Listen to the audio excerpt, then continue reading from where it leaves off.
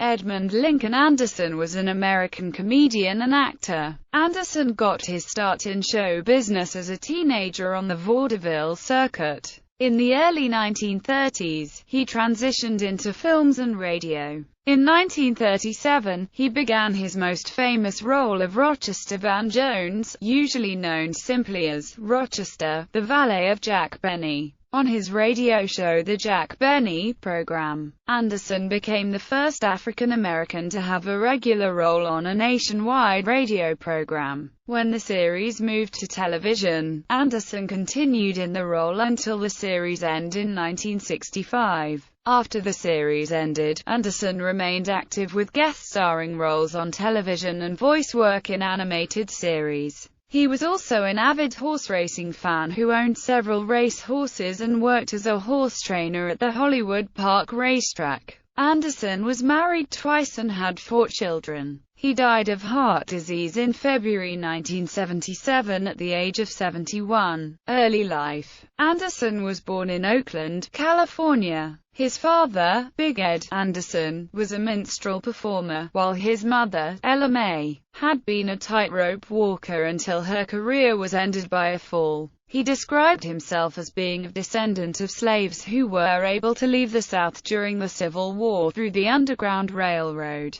At the age of 10, Anderson and his family moved from Oakland to San Francisco. He left school when he was 14 to work as an errand boy to help his family. Stage struck at an early age, he spent much of his free time waiting at stage doors and cutting up on street corners with his friend and brother, Cornelius. Anderson briefly tried being a jockey, but had to give it up when he became too heavy. Anderson started in show business as part of an all-African-American review at age 14. He had previously won an amateur contest at a vaudeville theater in San Francisco. Anderson joined the cast of Strutting Along in 1923 and was part of Steppin' High both as a dancer and as one of the 3 Black Aces, with his brother, Cornelius, in 1924. He later worked in vaudeville with Cornelius. Anderson began adding comedy to his song and dance act in 1926.